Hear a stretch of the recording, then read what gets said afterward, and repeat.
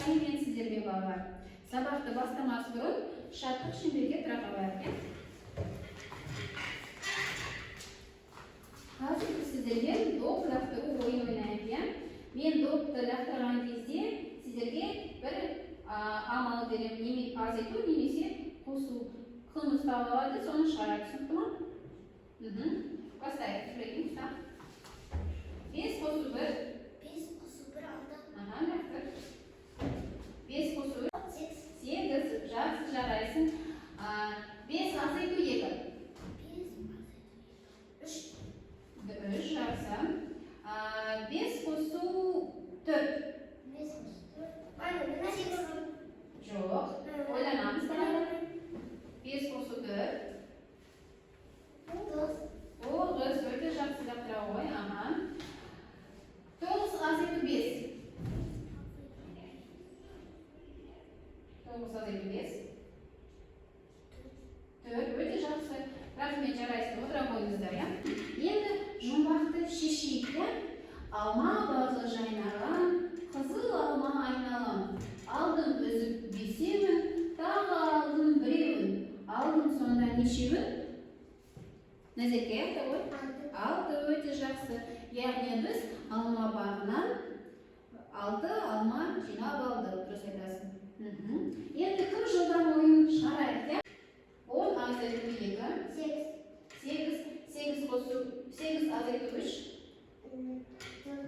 8 азайту 3. 5 қосу 2. 7 азайту 1. 6. Өте жақсы. Яғни шыққан санымыз 6. Осыдан бүгінгі біздің сабағымыздың тақырыбы пайда болады. Яғни бүгінгі сабақта сіздермен 6 санын қосамыз және азайтамыз. Сабақтың мақсатымыз 6 санын қосу мен азайтуды орындауды үйренесіздер. Сонымен қатар менің үй жануарларым. Балалар, сіздерде үй жануарлары бар ма? Бар ма? Бар. Қандай үй жануарларын білесіздер? Ит, мысық. Тағы да. Қоян. Түлкі жатпайды ол. Тағы да. Ибрагим. Иә, дұрыс айтасың. Тағы да. Балық, дұрыс айтасың. Енді қараңыздар. Оқулықтың 86-шы бетін ашамыз. Бірінші тапсырманы орындайық. 6 санымен мысалдарды қалай құрастырылғанын қарайық. Бізде суреттерде не берілген? Тәрелкелер, я? Қандай тәрелкелер? Сүт құйылған тәрелкелер, я? Енді мен сіздерге айтып отырам. Сіздер жауапты білсеңіздер, қолыңызды көтересіздер. Жақсы ма? Жауап бересіздер. 1 қосу 6. Назерке? 7. 2 қосу 6.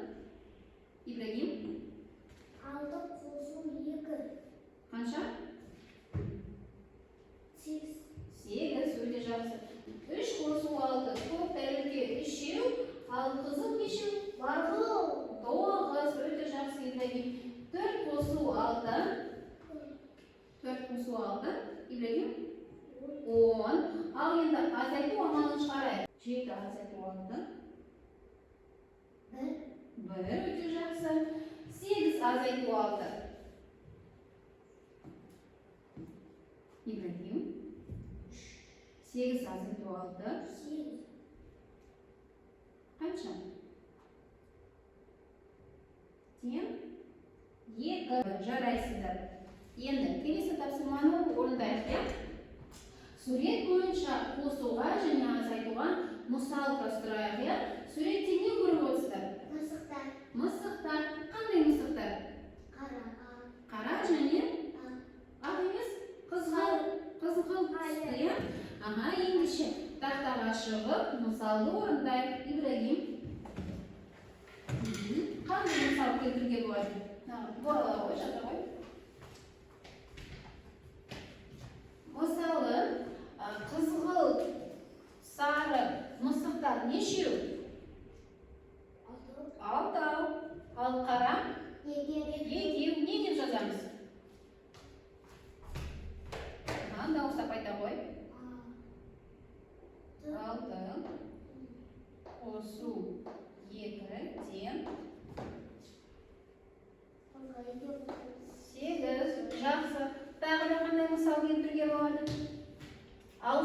қасиетін пайдаланып.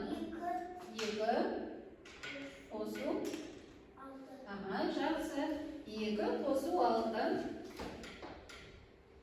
Қосу 6 тең 8. Енді азайтуға мысал келтірейікші. Барлығы қанша мысық бізде? 8. Мысалы, қара мысықтарды азайтайық. Не деп жазамыз? 6 Жоқ. 8. 2. Жақсы жарайсың. 8 азайту 2 тең 6. Және тағы да қандай мысал? 8 азайту 6. Жақсы. Нәтиже жазып ал. 8 азайту 6 тең 2. Жарайсың. Керемет. Отыра ғой. Рахмет. Жазып аламыз. Енді балалар, сергіту сәтінің уақыты келіп қалды, иә? Ол үшін орнымыздан тұрамыз. Ақ қоян деген жаттығуды жасайық. Барлығымыз бірге жасайық. Ақ қоян, бетіңді жушы, қолыңды сүртші, айнаға қарашы, шашыңды тарашы, киіміңді киші, мектепте қарай жүгірші. Керемет, отыра қойыңыздар. Жақсы. Оқулықтағы 3-ші тапсырманы орындайық, иә? Ол үшін қазір мен сіздерге тапсырма берем, өздері орындайсыздар. Кейін қасындағы отырған оқушының тапсырмасын бағалайтын боласың. Түсінікті ме? Қараңыздар. Қазір мен түсіндіріп кетейін. Не істейміз? Бірінші есептейік. Бірінші барғанда сандарды 6-ға арттыр деген, иә? Арттыр дегеніміз қос деген. Мысалы, 6 қосу 2 қанша болады? 8 жазамыз. Әрбір санды қойып шығамыз да есептейміз. 6 қосу 3. Қанекей балалар болдық па? Иә. Енді ауысамыз. Қарақтармен ауысамыз. Бір-біріміздігін тексереміз.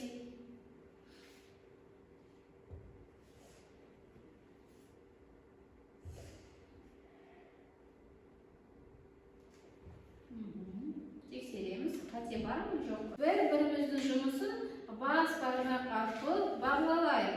Барлығы дұрыс болса, қандай бармақ көрсетеміз? Қалай көрсетеміз бас бармақты? Осы көрсетеміз ба? Парағымыз қайда? Бір-бірімізге көрсетейік, яғни барлығы дұрыс болды. Өте жақсы, керемет, жарайсыздар.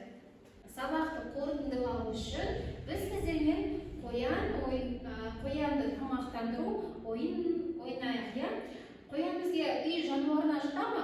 Иә. Ол немен қоректенеді? Сәбізбен. Ендеше қоянды сәбізбен тамақтандырайық. Келе берейік. Алла қой. Мағынды болғаныз, иә? 6 азайту 2. 4. 4 жақсы. Тағы.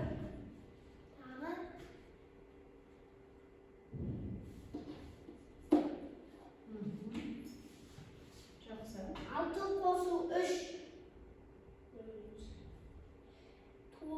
9 жарайсың. Келесің. Таңдауы.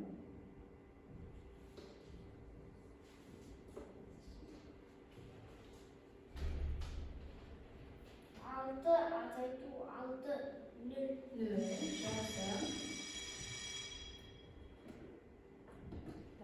6 азайту 5 тең 1 жақсы.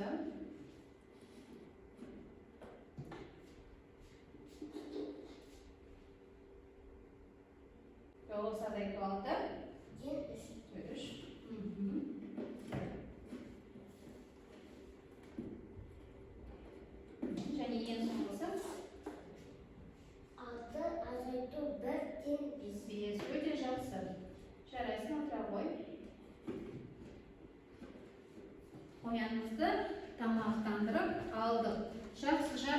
Енді балалар, өзіміздің көңіл-күйімізді білдірейікші смайлик арқылы. Бұл дегеніміз қандай? Жақсы. Жақсы. Енді сабағымызды қорытындылау және кері байланыс жасау үшін алма ағаш әдісін пайдаланайық. Алдарында тұрған алмалардың біреуін таңдаймыз және пікір білдіреді. Келе ғой бірге.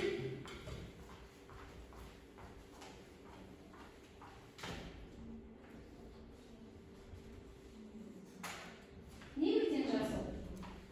Сабақты жақсы. Сабақ жақсы өтті. Жақсы, рахмет. Назерке.